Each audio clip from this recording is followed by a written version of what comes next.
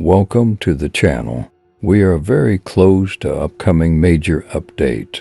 That's why I thought it would be worth making a video about REFORGE and family bonuses. It can be assumed that a higher level of upgrades for legendary items will be unlocked, so this may mean that we will be able to use 6 bonuses on one item at the same time. But are you sure you know everything about REFORGEs? Let's see. First of all, it must be said that over time we have experienced a few changes that could have significantly changed the perception of what bonuses are the best. But especially for new players, let's start from the beginning. Families set bonus unlocks at rank 16. When all 3 attributes on a legendary item are from the same family. Having 4 or more of the same family attribute increases the family set bonus by 10%. This bonus can be unlocked on level 21 and 26. You cannot roll the same attribute twice or more on the one legendary item, but you can re-roll the percentage outcome of it. But referring to the old school knowledge, the best family is no family, simply cherry-picking best possible bonuses.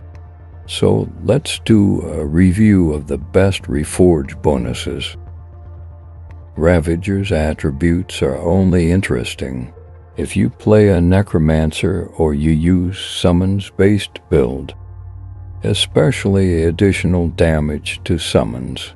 From what I know, some people also use reduced damage for summons. However, this is rather an option only for people who only play with summons and want to go through higher difficulty content with them. Nevertheless, both bonuses gives us up to 30% bonus if stacked on 8 items.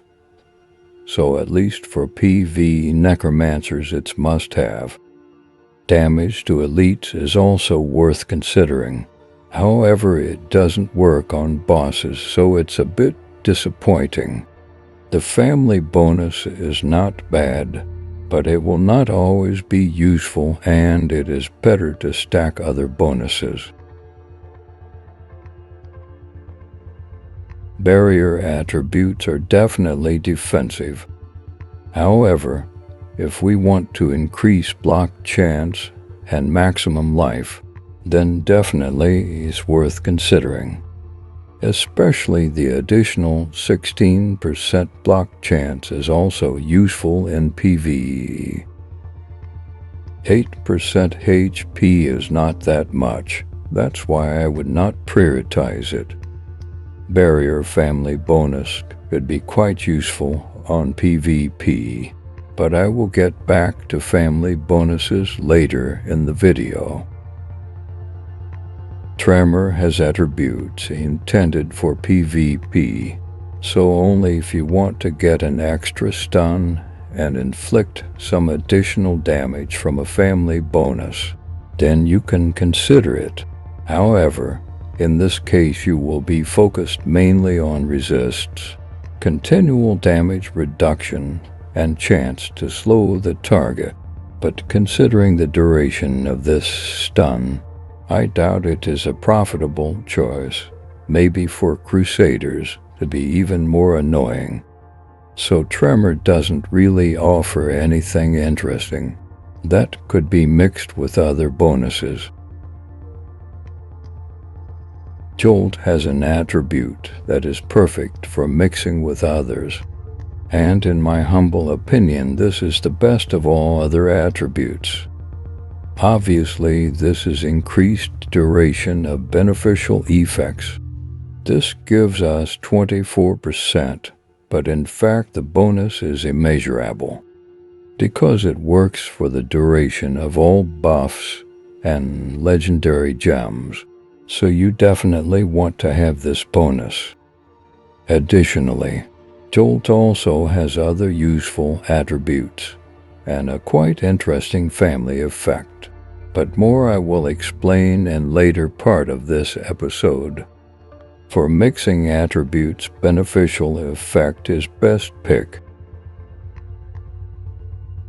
Wildfire family bonus, something that most people use, even if it is unintentional.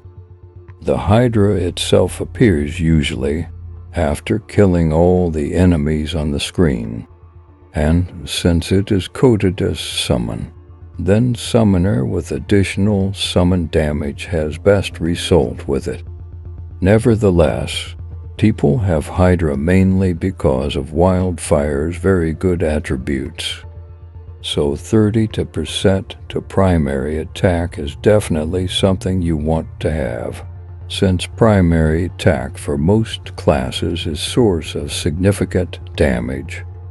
This also increases summon damage. So for a Necromancer, always choose this first. Eventually, if your damage is not enough, then go for summon damage.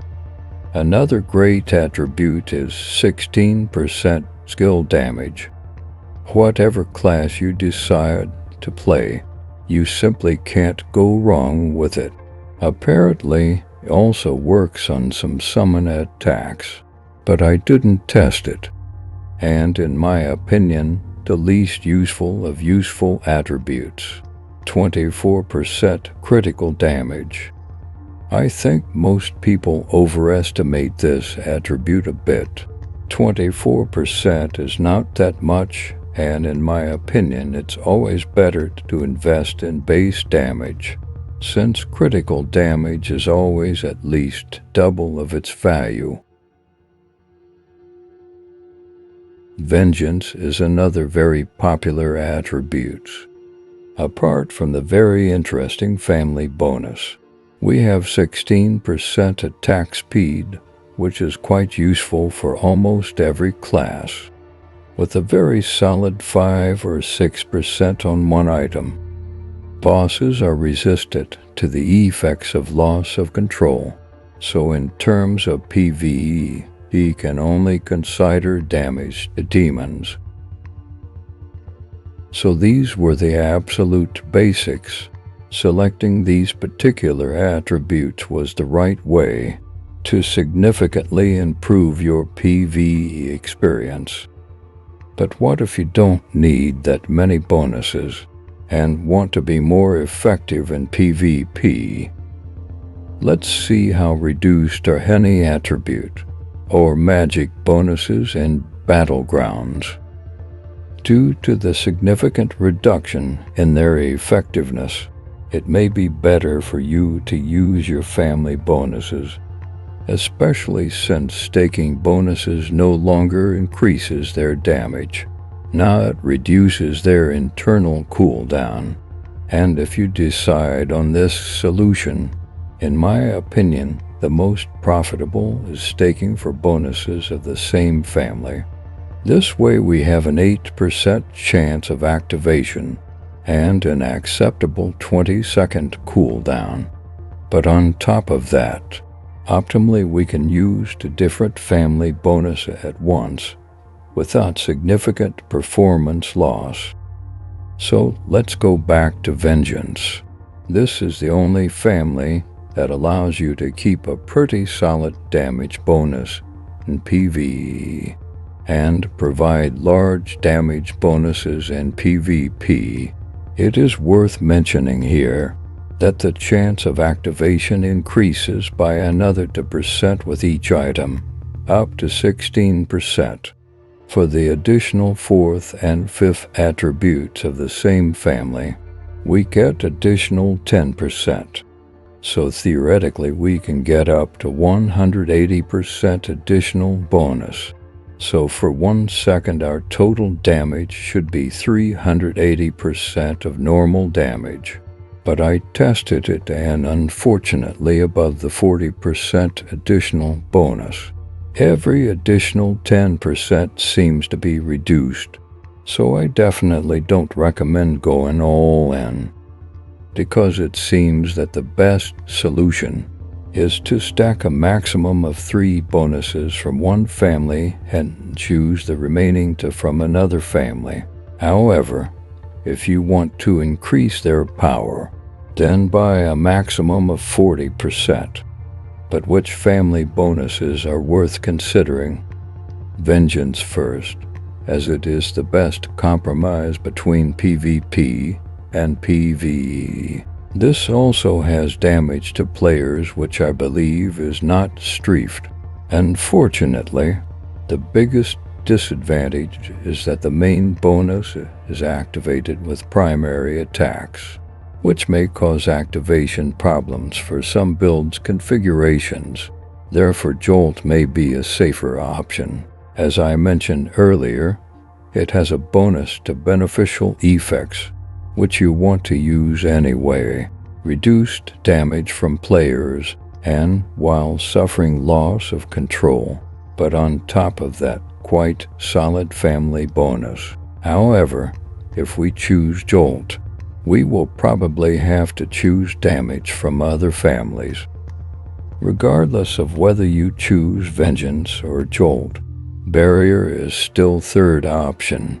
Additional block, HP and fear resistance or damage taken from nearby enemies should be quite solid defensive solution.